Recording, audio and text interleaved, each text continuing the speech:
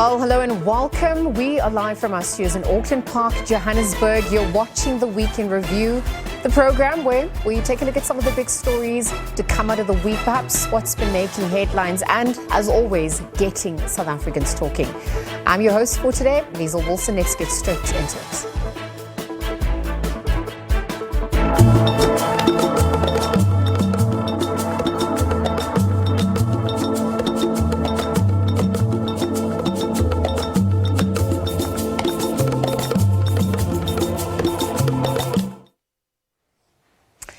Well, we start off the show by taking a look at the first of a two-part leg of the annual AmaZulu Reed Dance, which is currently underway in KwaZulu-Natal.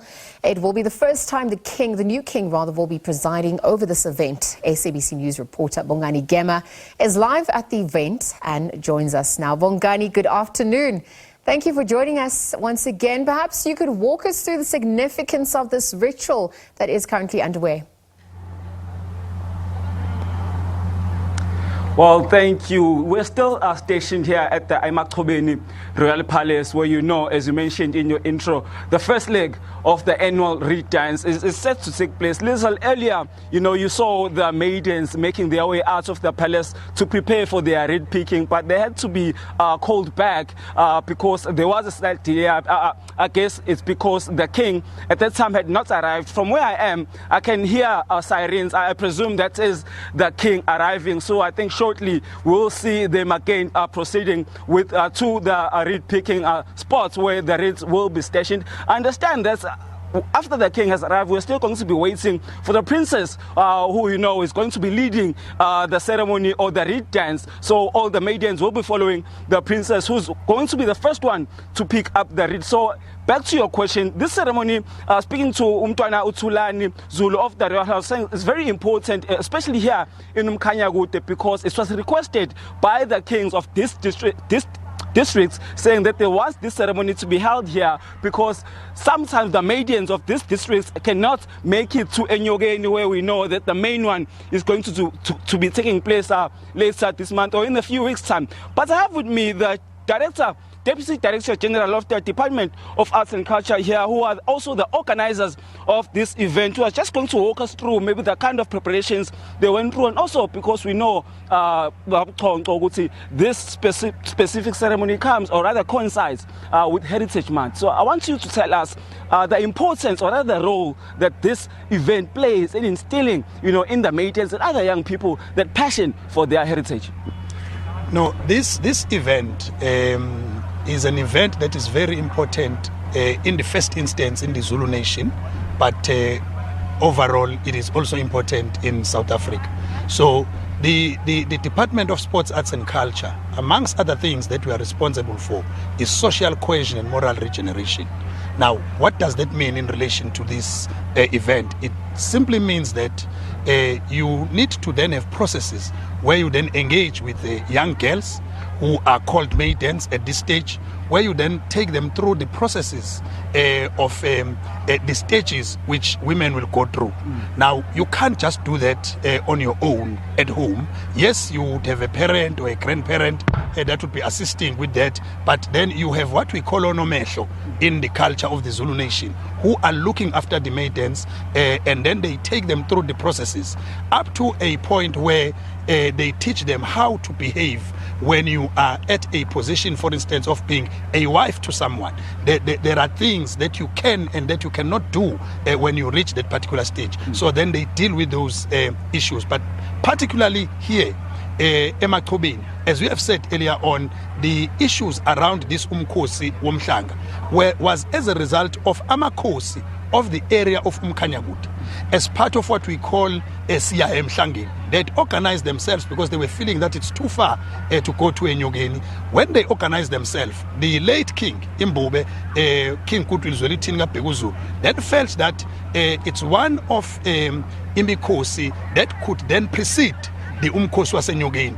And he fell in love with how they were doing it, and then it became one of the events in the calendar of the province as well as the calendar of the Zulu nation.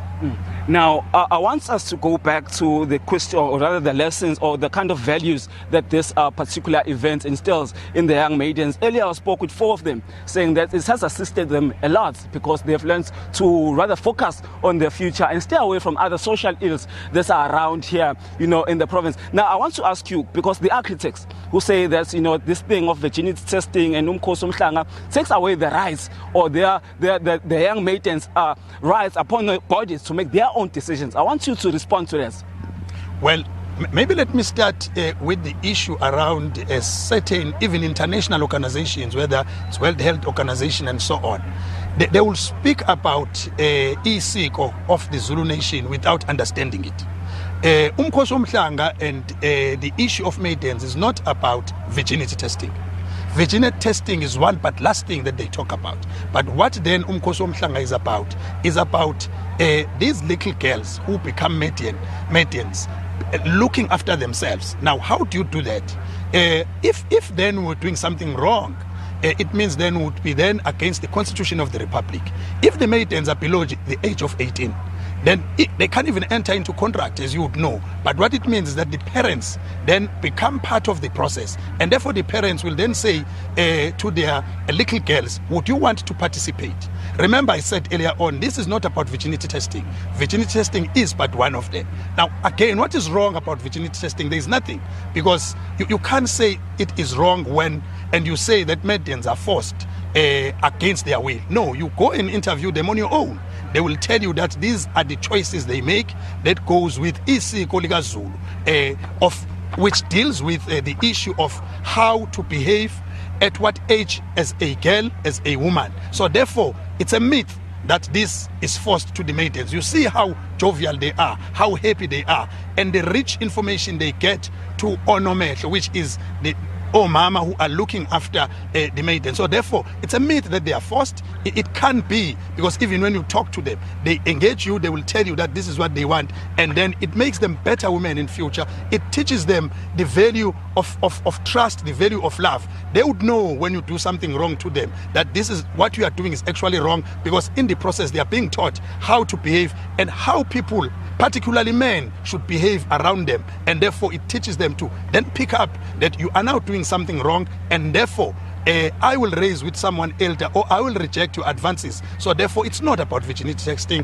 it's about a lot of other things that is taken from one generation to the other, because some of these maidens later on will become onomehlo. They will then be looking after those that will be coming behind them, and then they will take usiko lwamaZulu led by uMhlokombane and uNdlunkulu to greater heights. Thank you very much. Well, there you have it, the DDG here of the Department of Sports, Arts and Culture, just taking us through the kind of preparations and they went through the significance of today's ceremony, and also responding to critics who may say that this sort of practice, is a sort of an abuse on the young maidens. I can hear, I guess the king is now inside the palace, because I can hear the regiments inside, singing hymns. So we'll try make our way there and bring you more, commentary, especially from the maidens who are today, we are here to see them and speak to them, hear their voices. All right, Bongani Gema, thank you very much for that update. Again, as he just showed the first of a 2-part leg of that annual AmaZulu re-dance, Umkhosi Umhlanga is currently underway in KwaZulu-Natal. The first time, in fact, that the new king will be presiding over this event. Again, it is ongoing. We'll continue to bring you the latest on the SABC as it unfolds. For now, though, we will take a quick ad break and continue with more on the other side. We'll be right back.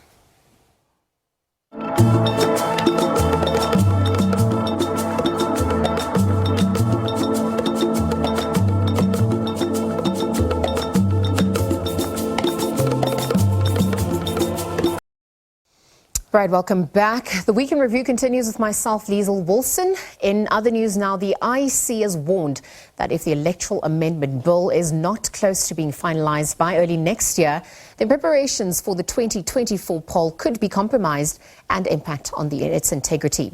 Now, the bill emanates from a June 2020 Constitutional Court judgment ruling that the Electoral Act was unconstitutional as it prevented independent candidates from contesting national as well as provincial elections. The post. The Constitutional Court had given Parliament until June of this year to amend the Act. It further granted it an extension to finalize the bill by the end of the year. However, the time granted for additional consultations this week may present a challenge due to tight timeframes. Now this means Parliament has just 3 months to conclude the Electoral Amendment Bill ahead of the 2024 national elections that are anticipated to be a watershed moment for the country. In order to have a well-managed election, you need certainty on the electoral system at least 18 months before. If you're going to have constituencies, it's definitely not something that there's going to be time for us as an election management body to implement for 2024.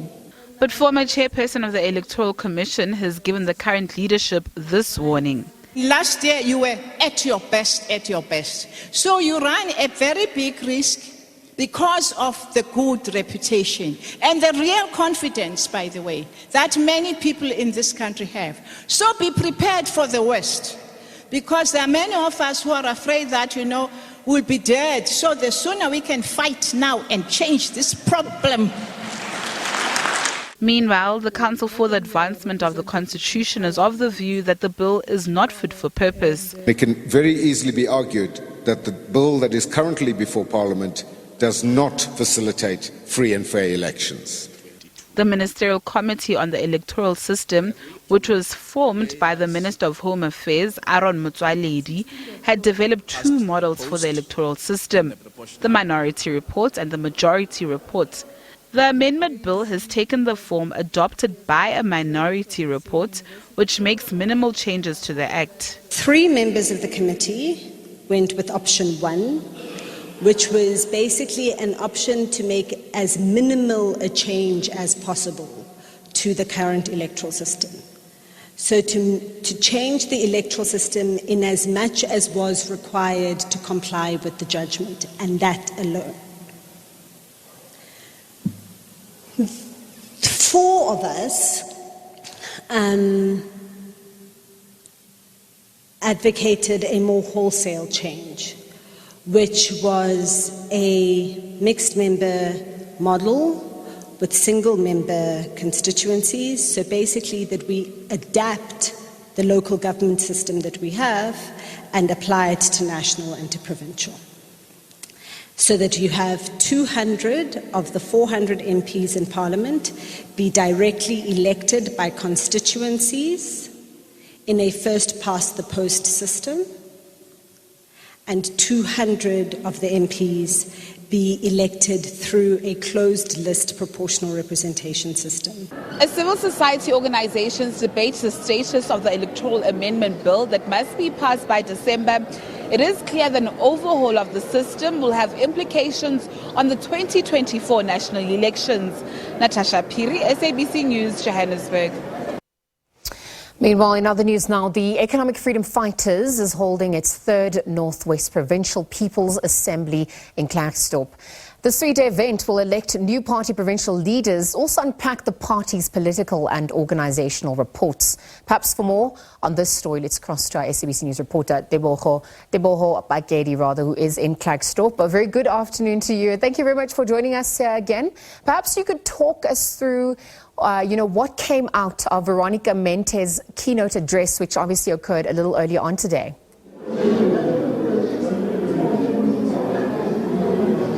Good afternoon, and of course, good afternoon to the viewers. Yes, as you have stated, the 3rd Provincial People's Assembly of the EFF here in the Klerksdorp in Northwest Province.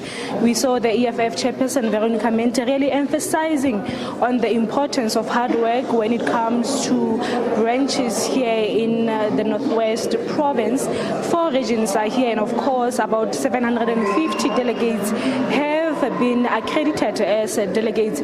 She was emphasizing that as far as the EFF is the official opposition here in the Northwest Province, it is important for branches to work hard and make sure that the EFF does win the province in 2024 elections. And of course, she went on also to emphasize the importance of women participation, particularly when it comes to leadership positions, concerned that here in the Northwest Province, a majority of delegates are women, yet when it comes to those that are contesting elections, the majority are men. And she was, of course, referring there, saying there that the chairperson of the EFF, as far as it is Veronica Mente, who is a female, it is also where we see a female chairperson in Free State, but also calling for women in the Northwest to have enough confidence to stand for different positions. The other issue she touched on was the issue of a 1 million membership campaign, of which she is saying that it will play quite a paramount role, important role of ensuring that the EFF will win the elections come 2024. And of course, she was saying that young people must be recruited into the EFF.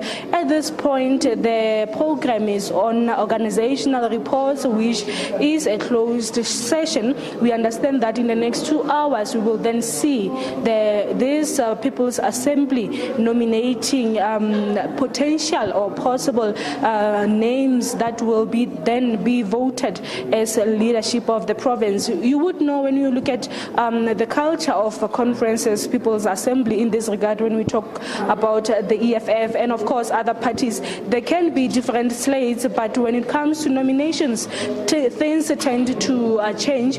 We understand that at this point, the outgoing chairperson, Shakes Buzwe, might be again standing as the chairperson of the EFF in the province. And of course, the other slates there, his outgoing deputy president being Montwedi Mutusi is the second slate, where he is also standing as the chairperson. Who will be the four faces that are behind these two people who, of course, these are different slates. It will be quite interesting to see. But just after the nomination and voting of top 5, we will then be seeing the nomination of 20 additional members who will be nominated from the floor and voted for. And of course, the EFF was saying that they intend to conclude their program today, and the only outstanding item, which of course is reserved for tomorrow, will then be the closing address of the president of the Economic Freedom Fighters, that is Julius Malema. Really, the stance here, the message sent to branches, delegates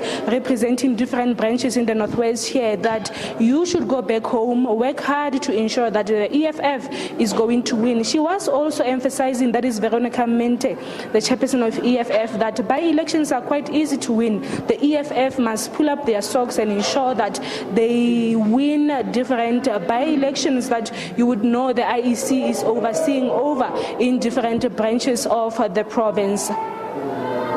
Thank you very much for that update. Again, just live from Klerksdorp, where the Economic Freedom Fighters is currently holding its third Northwest Provincial People's Assembly. It's a 3-day event where, as we heard from Teboho, they'll be electing new party provincial leaders, unpacking the party's political and organizational reports, and just also on the back of the address by EFF's member Veronica Mente, who obviously spoke about women participation, as well as also reaching that 1 million membership campaign. Again, a developing story that we will be crossing and reporting on throughout the weekend here on the SABC. Do stay tuned for more news and updates. But as we take a look at other stories that have been making headlines, we've also seen that members of parliament seem to prefer judges to decide whether or not President Cyril Ramaphosa should be facing an impeachment over the Palabala Farm saga. Now, at least a dozen of judges' names, both retired and in active service, have been nominated by various parties to serve on the 3-member independent panel expected to probe Ramaphosa. The ANC has now approached us in Gauteng. They want to have a discussion about municipalities, and we welcome any form of engagement with anyone as long as whatever engagement is based on improving the lives of our people, we're more than happy. The Gauteng came, KZN came, we will listen to them. We are not going to have a problem, but you can be rest assured, any move we make will be based in the best interest of our people. These words by EFF leader Julius Malema have somewhat changed the political game in the metros. The ANC and the EFF have since voted together in the eThekwini Metro and again in Johannesburg Metro Council with the removal of the DA speaker. The ANC wants to go further and dismantle the DA's coalition in Johannesburg. It seems 2 ACDP councillors, 1 IFP councillor and a COPE councillor in fact supported the motion of no confidence. So that's a breach of the coalition agreement. The coalition had an emergency meeting this morning, and all of the parties committed to correct the conduct of those councillors. ANC Gauteng spokesperson Lesego Makubela says it was bound to happen that all predominantly black parties will vote together. I mean, there are issues of interest that all of us agree on, and those issues of interest bring us together. There is no formalized agreement. There are no coalition agreements. We are just still in the process of engaging each other, talking and finding this, and trying to find out solutions on how we can best serve our people. We've been approached by other parties everywhere else, and we are speaking to them. We've humbled ourselves. In Ekurhuleni, the Independent Citizens Movement councillor Joe Mujapilo has joined forces with the ANC and EFF. The party's members are up in arms. We are accordingly withdrawing all mandate the members has, and your office is requested to take appropriate action in accordance with the rules of the House, and a new nominated member will be forwarded. The DA looks set to try and defend Johannesburg and Ekurhuleni municipalities, but this could all be in vain if the EFF end up voting with the ANC. Samkele Masego, SABC News, Johannesburg. We do apologize for those incorrect visuals, but perhaps taking a look at how coalition governments are once again proving to be unstable with little prospect of any finishing a full term of office. Johannesburg Metro Municipality Speaker Vasco da Gama was booted out this week, as was the DA was voted out of the Knysna District Municipality. Johannesburg Mayor Dr. Mpumalanga says future now hangs in the balance as the coalition government shows crack. Ekurhuleni municipality is also at the risk with the ANC and EFF now voting together. Now again, those were just some of the stories making headlines this week. Perhaps for that and more, we're going to be joined by political analyst Dr. Levi Ndau. A very good afternoon to you, Dr. Levi. Thank you very much for joining us here on the SABC. Good afternoon to you, Lisa. Good afternoon to the viewers at home. Thank you for having me. Let's look at some of these stories that have made headlines. There was a package that played earlier on. The IEC having warned that if the electoral amendment bill is not close to being finalized by early next year, then this is obviously going to impact preparations come 2024 when national elections are, set to be held. And I wonder, how you would weigh in on this, perhaps its impact on the integrity of the elections, on our overall democratic systems, but also what concerns arise rather in the same breath. Well, the IEC in South Africa has always delivered credible elections throughout. Each time we have elections in South Africa, you wouldn't have serious concerns or complaints relating to the manner in which elections have been run. And one still expects the IEC to deliver as expected because they've been doing that. But equally, it appears as if the processes that have to take place at a parliamentary level appears to be creating potential challenges for the IEC, in the sense that the IEC is therefore unable to move until certain processes have to be finalized. But equally, the IEC has to abide by the laws of this country, and there is a determination that has been put forward to the IEC to say, this is what is supposed to be done in order to have credible elections and in order to ensure that democracy is actually properly entrenched in South Africa. So this will require a lot of assistance on the part of Parliament in ensuring that the IEC has to deliver on its mandate. But equally, you would therefore require the IEC to work around the clock and the IEC staff to compromise a lot of their time in ensuring that all the holes that are there have to be closed so that at the end of the day, when we go to 2024, the IEC should be able to deliver credible elections as they've always been able to do so. On the back of what you then just echoed, we also have to look at the issue of leadership and perhaps what that's going to mean.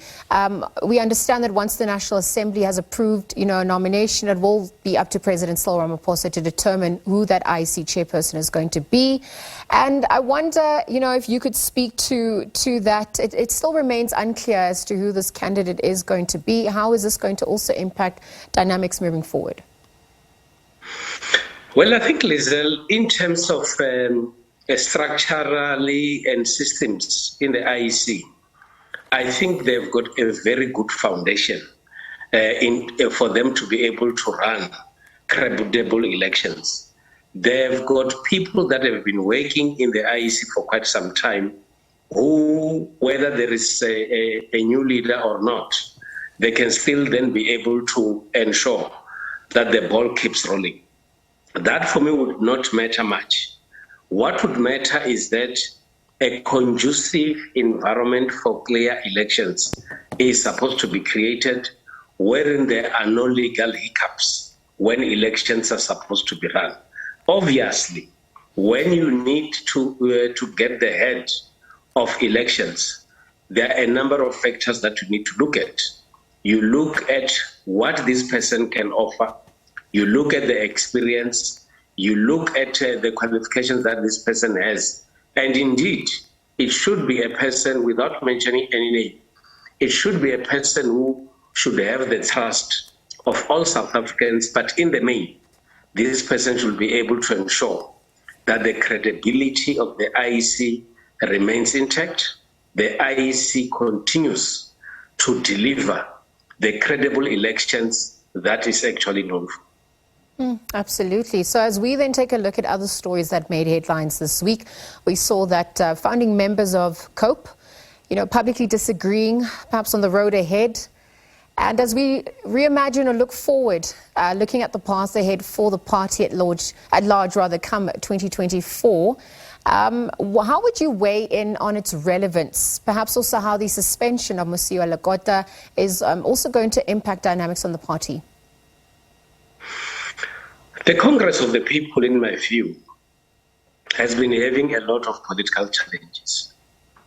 One of the challenges, in my view, of the Congress of the People has been that the COPE has been unable to identify itself and known as a party that can easily distinguish it from other political parties.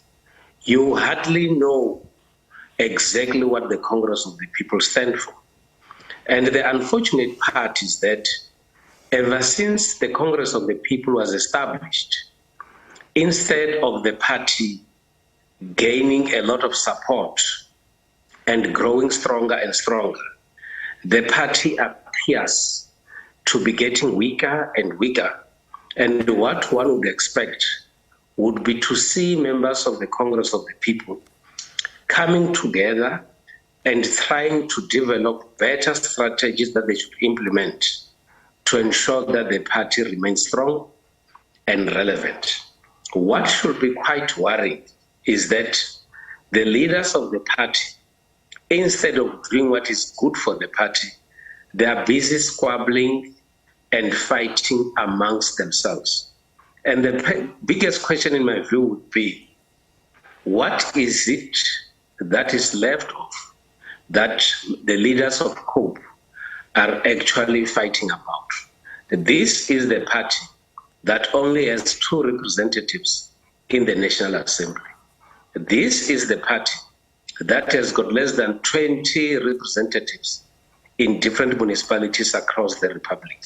And apart from what they are doing, one would expect them to be doing what is supposed to be issues relating to building the party, strategically positioning the party, Congress of the People, to be relevant and the party of choice. And unfortunately, that is not the case. And I foresee worse things to happen within COPE, that the biggest possibility is that the Congress of the People might also cease to exist if these conflicts are not being properly managed. Well, the internal dynamics definitely playing out on the public arena.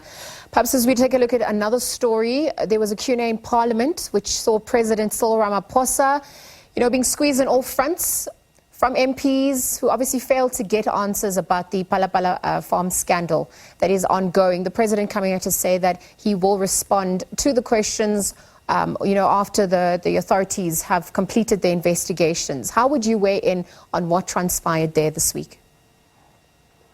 Well, my view is that opposition parties have to take advantage of the situation at hand. There are matters that have been reported to the law enforcement agencies in South Africa, and there are a number of processes that are actually unfolding. And Parliament or some within the opposition feel that even though these processes are unfolding, they would actually require the president to provide certain answers on the basis of accountability, on the basis of openness and transparency, also on the basis of the fact that this is the President of the Republic of South Africa, the head of state and both government.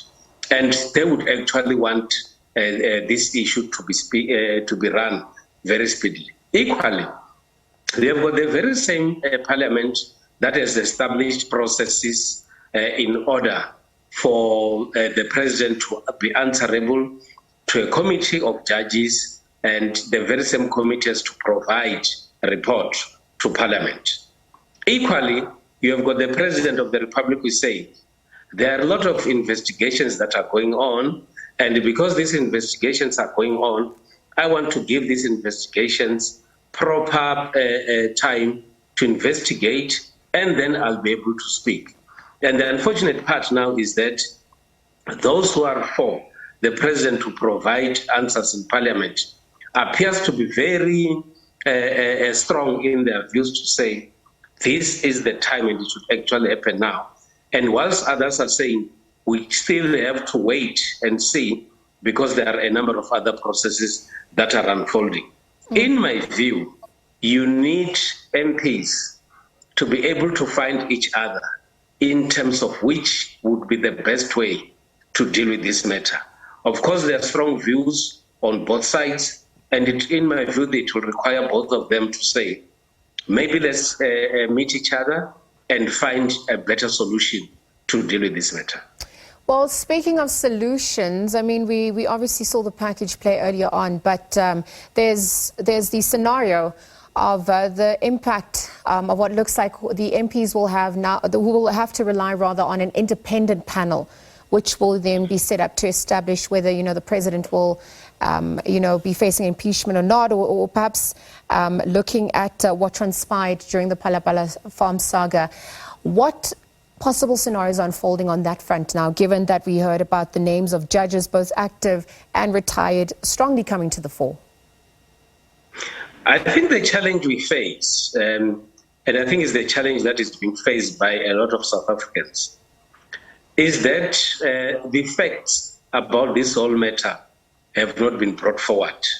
And what we all know is that there has been a case reported by Arthur Fraser, and that's where it ends. We do not know exactly what is happening on the other hand.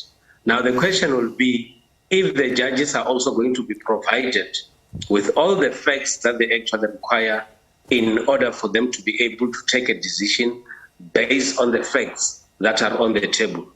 Equally, you've got the public protector who is also involved, who has also asked questions to the president, and indeed they've also been submitted. You also have the NPA that must actually look at the matter and make a determination whether they should actually take the matter to court or not. So you have got a multiple of processes that are actually taking place surrounding the same matter. Now, what we don't know is as to whether the panel that has to make an investigation will then have to go in deep down, look for all the information from all the people, call the president to answer, call Arthur Fraser to answer. That is another matter that is not clear at this stage. But what I think is going to happen is that it's a matter of time that all the facts on this matter will have to come out. And I think it will be in the best interest of all South Africans that this matter has to be finalized so that South Africans are able to move forward and focus on things that are of more interest to all of us. Well, speaking of, various court matters that have unfolded, this week also we saw several former Transnet executives were arrested and appeared in court. Brian Molefe, Transnet's former group chief executive, Anuj Singh, Parastatal's former finance chief officer, were amongst those who were arrested. And just in conclusion, what emerges here as the fight against corruption perhaps intensifies with these arrests and more that are set on the cards? Well, I think it appears as if our law enforcement agencies are actually doing the work that they are expected to do. There are a number of people that have been mentioned at the Zondo Commission. And of course, we are all aware that the entities that most of the entities in South Africa are in a state of disarray. And most people blame this to corruption and the involvement of other people in the running of these entities. And it wasn't just going to end whilst people are just complaining and names being mentioned. It actually had to end in accountability. And I think this is the right moment where we're seeing a level of accountability having to take place. And one must emphasize the fact that those that have been arrested remain innocent until they're actually proven guilty by the courts of law.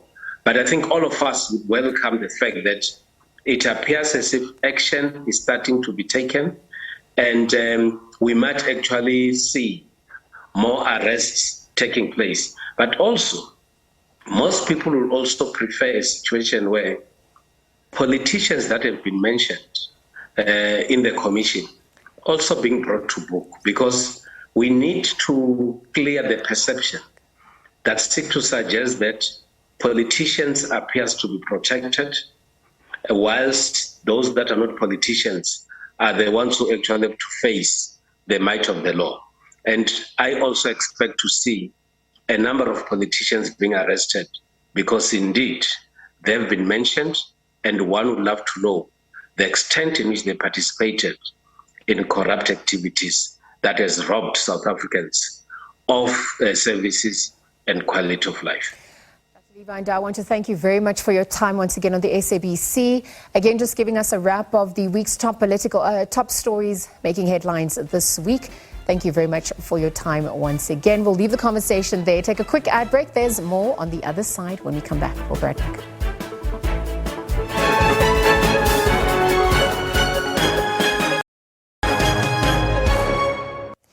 Welcome back. The Week in Review continues. In other news, now National Treasury announced this week that it had tabled the General Laws Amendment Bill in Parliament.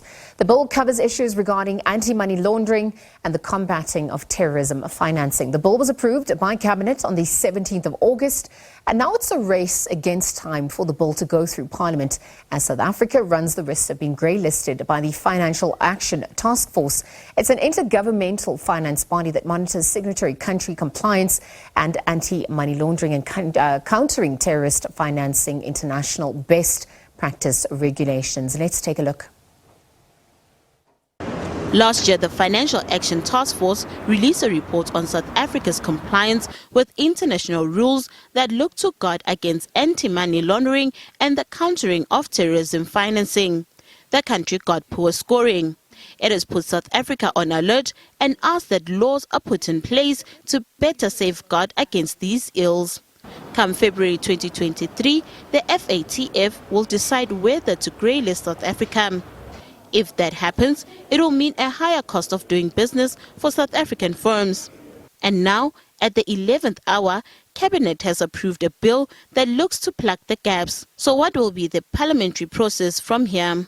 After getting the submissions from the public, we'll process the bill as the committee, compile a report, and then take it to the National Assembly for adoption. That's how the process of Parliament is going to unfold. Parliament says it will do its best to push the law through, but says it will not be taking any shortcuts as it's constitutionally bound to ensure that all bills are fully ventilated before passed. And it wants to counter a narrative that suggests it is the one that's delaying important bills from being passed. Remember earlier on, at some stage, Parliament has been taken to court by members of the public for not adhering to its procedure, more especially in terms of public participation. So you can't ambush the public. This bill has been with National Treasury from 2017. So we want to make it very clear that the delay is not from the side of Parliament. The bill has just come to Parliament recently, and we got the briefing yesterday. So the blame should not be on the Parliament. Some of the Financial Action Task Force's findings included that South Africa's law enforcement agencies were found wanting in terms of necessary skills and competency to investigate money laundering and terrorist financing cases, with well-publicized state capture examples highlighted. It also found that there were risks in the non-banking sectors which did not have mechanisms in place to sufficiently report suspicious transactions, unlike the established banking sector, which is viewed as having a better handle on these matters. Meanwhile, in other news now, Mpumalanga tourism authorities are hoping for huge tourist numbers this tourism month. The province is known for its breathtaking tourist attractions. Our reporter, Tumelo Machoho, has more. We arrived here at God's Window and we've been going to various tourist attractions here in Mpumalanga, speaking to people, and also people are excited to come here. Tourist attraction, these tourist attractions are packed with people. Just behind me, the parking lot here, Crisalda, is already full. People are already parking outside because they are ensuring that everyone can come here at God's Window and see the window. And also it's quite open out there because people have been going out there to see the window. But also, Crisalda, I can tell you that the weather here in Mpumalanga has showed up this morning, especially the people that want to also welcome spring in the Crisalda. So people are out and about. They're coming here to see all these tourist attractions. But let's speak to some of the people who have come here to see this tourist attraction here in Mpumalanga. I'm going to speak to this lady. May you just talk to us about why did you decide to come to Mpumalanga and come to see this amazing, breathtaking tourist attraction here in Mpumalanga? And what have you seen so far? So far, God's Window is one of the attraction points that we have came to. It's part of the panorama route, and we are here today. We are welcoming spring. It's summer. It's spring, and the weather is beautiful. It's a tourist month. It's a heritage month. So this is one of the places that has got all that is catering for all, and it's very cheap. It's affordable. Anybody can come and just have fun. Fantastic. Thank you so much. Also, let's speak to some of the people. Also, you are telling me that you guys are from Gauteng and you guys decided just to come here and see this Mpumalanga and see the province. Just talk to us about what have you seen so far, and are you loving it so far? So far, we've had such a pleasant trip. Mpumalanga is so beautiful. It's showcasing really what South Africa Africa has to offer, especially just in terms of scenery, the tranquility, the air even today, it's just beautiful. So we've had quite a pleasant trip, and the 5-hour drive was all worth it. Oh, fantastic. Yeah. And for you, what have you seen and what did you like about the province? I think I appreciate the weather. I think the weather played its part. The last 2 days have been a bit gloomy and dimmy, and to be welcomed with the sun, I think it's been beautiful. The view in God's window was awesome. Our next stop is at the caves. That is our next stop that is going to, and we're gonna run this route all the way. Oh, fantastic. Let me just speak to you, because I know you've been shopping since this morning. Just talk to us about why it's so important to support small businesses, and especially during this tourism month. And also we've seen that this industry was affected by COVID-19, and now it's starting to recover. Just talk to us about why have you been shopping and been supporting these small businesses here? Supporting small businesses, okay, since they've lost income during lockdown, so now we're trying to pick up their income and stuff. Yes, so we're busy supporting them.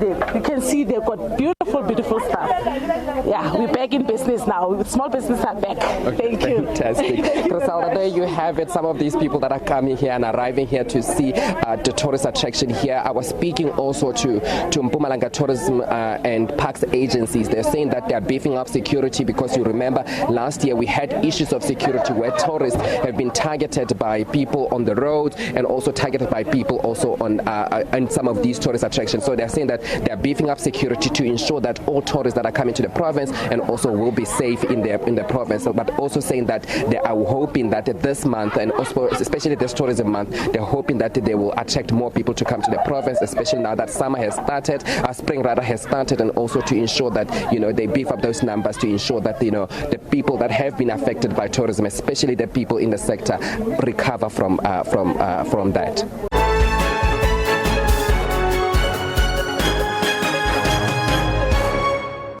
Welcome back. The Weekend Review continues. In other news now, the tournament director of the inaugural Cape Flat Sevens rugby tournament, Russell Carlser, says he hopes to expand the event to other parts of the country. The tournament is currently underway at the Athlone Stadium, where boys and girls from different areas on the Cape Flats are vying for top honours.